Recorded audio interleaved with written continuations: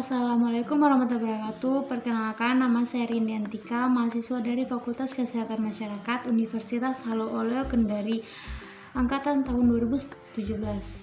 Baik, di sini saya akan memaparkan jurnal saya yang berjudul Pengendalian Vektor Nyamuk Aedes aegypti di Rumah Sakit Kota Surabaya.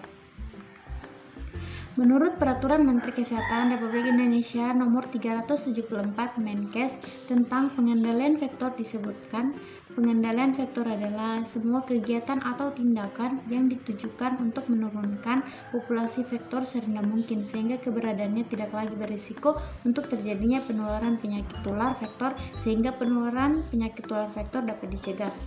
Penyakit demam berdarah adalah infeksi oleh virus Dengue yang ditularkan oleh nyamuk Aedes aegypti. Rumah sakit dimaksudkan sebagai institut pelayanan kesehatan yang menyelenggarakan pelayanan kesehatan perorangan secara paripurna berupa pelayanan rawat inap, rawat jalan, dan gawat darurat.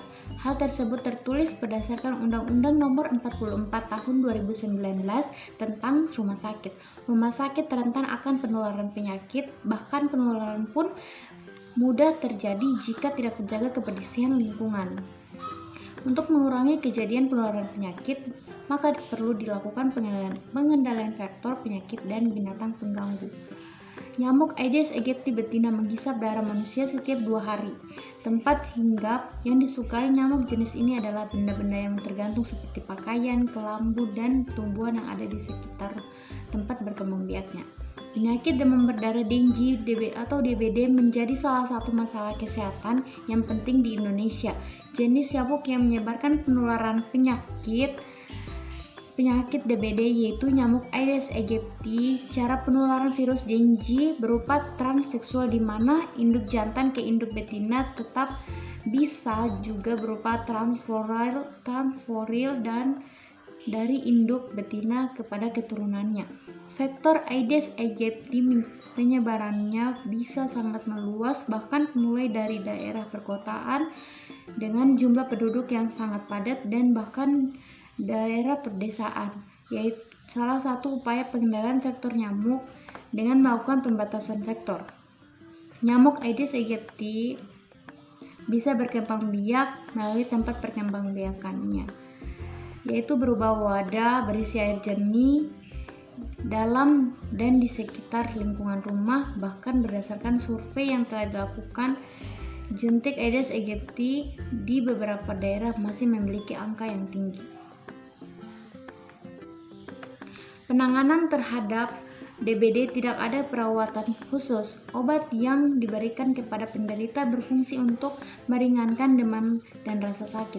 Untuk penderita sebaiknya segera dirawat serta tidak lupa untuk menjaga jumlah cairan tubuhnya sebab jika penderita akan mengalami dehidrasi, jadi perlu juga memastikan penderita cukup minum. Perawatan yang tepat dan segera dilakukan tingkat kematian tidak mencapai 1%. Pencegahan terhadap DBD hingga saat ini belum tersedia vaksin. Pencegahan yang bisa dilakukan adalah dengan menghilangkan genangan air yang dapat menjadi sarang nyamuk dan menghindari gigitan nyamuk. Nyamuk Aedes aegypti suka tinggal pada area gelap dan menyukai benda-benda berwarna hitam atau merah. Biasanya ditemukan di bawah meja, bangku, kamar yang gelap, atau di balik baju-baju yang digantung.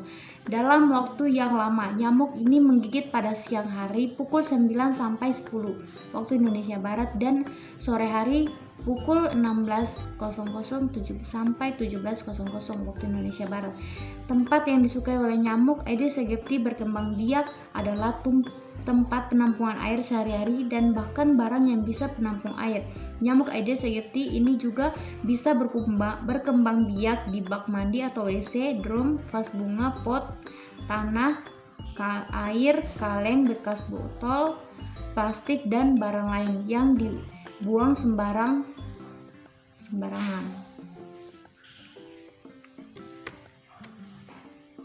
Tujuan dari penelitian ini adalah untuk menganalisis efektivitas pengendalian vektor nyamuk Aedes aegypti di sebuah rumah sakit di Surabaya, kemudian dibandingkan dengan Peraturan Menteri Kesehatan Republik Indonesia nomor 74 Menkes tahun 2010 tentang pengendalian vektor.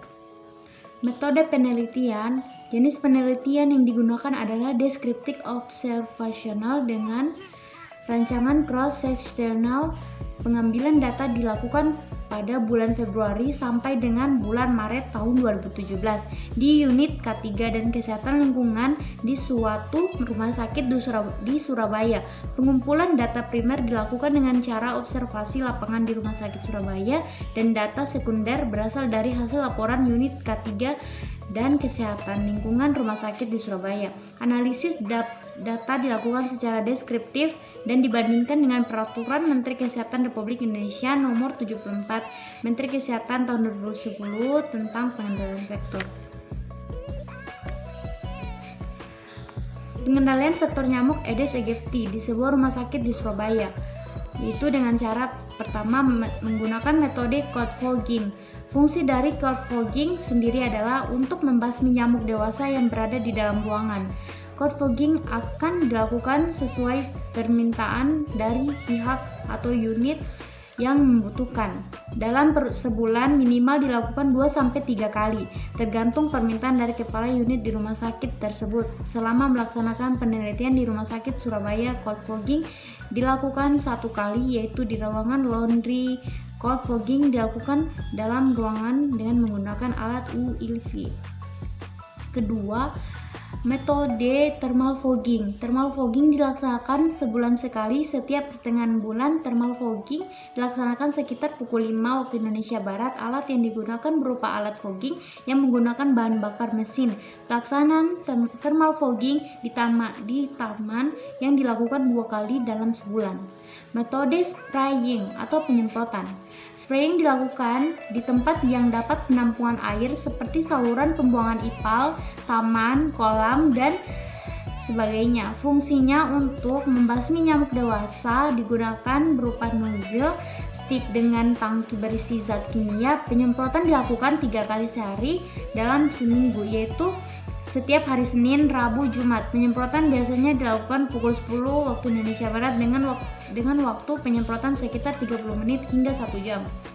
Metode Ovitrap. Ovitrap adalah sebuah wadah perangkap yang digunakan untuk merangkap telur dan nyamuk dewasa. Letakkan Ovitrap di tempat yang diduga terdapat populasi nyamuk tinggi seperti tempat yang dekat dengan sumber air dan tempat yang banyak terdapat barang bekas. Pemasangan Ovitrap biasanya dilaksanakan setiap sebulan sekali. Pemasangan Ovitrap dilakukan sebelum dan sesudah pelaksanaan thermal fogging. Populasi nyamuk Aedes aegypti di sebuah rumah sakit di Surabaya. Ini adalah tabel jumlah vektor nyamuk Aedes aegypti di rumah sakit tahun 2016. Kurang lebih dalam periode November 2016 hingga Januari 2017, total seluruh nyamuk yang berada di lingkungan di sebuah rumah sakit di Surabaya sebesar kurang lebih 235 nyamuk dan banyak ditemukan di drainase, taman, ipal, dan koleksi pit. Menurut pihak rumah sakit Surabaya, ini untuk mengukur kepadatan populasi nyamuk dewasa secara langsung adalah hal yang mustahil. Oleh karena itu, perhitungan dilakukan dengan cara menghitung larva jentik. Dihasilkan di sekitar area rumah sakit Surabaya. Perangkap nyamuk berupa Ovitrap diletakkan di seluruh tempat yang dapat penampungan air. Perkiraan populasi nyamuk dewasa kemudian dimonitor dengan cara menggunakan nilai indeks Ovitrap. Kesimpulan, disimpulkan bahwa dari keempat metode yang dilaksanakan, yang paling efektif adalah metode thermal fogging karena kebutnya terlihat jika dibandingkan dengan metode lain, hingga mudah untuk diarahkan ke tempat-tempat yang menjadi persembunyian sarang nyamuk Aedes aegypti. Tidak hanya thermal fogging, biayanya lebih murah dibandingkan metode lain. Dengan menggunakan thermal fogging biasanya langsung terlihat hasilnya sehingga cepat. Oleh karena itu, biasanya metode thermal fogging dilaksanakan bersamaan dengan metode Ovitrap untuk melihat hasil jumlah penurunan telur dan larva nyamuk Aedes aegypti. Spraying memang dilaksanakan 3 kali dalam seminggu, namun sifatnya tidak membasmi secara tuntas dan hanya bersifat mengusir nyamuk Aedes aegypti. Oleh karena itulah, frekuensi melaksanakan spraying lebih sering daripada pelaksanaan thermal fogging, di mana hanya dilakukan sekali dalam sebulan. Disarankan kepada rumah sakit adalah untuk selalu melakukan pemberantasan nyamuk di tempat-tempat yang sulit terjangkau seperti ruang rawat inap dan tempat-tempat yang padat pengunjung, karena tempat-tempat tersebut banyak terdapat jentik atau larvanya. Baik, itu saja mungkin materi dari saya. Kurang dan lebihnya mohon dimaafkan. Wassalamualaikum warahmatullahi wabarakatuh.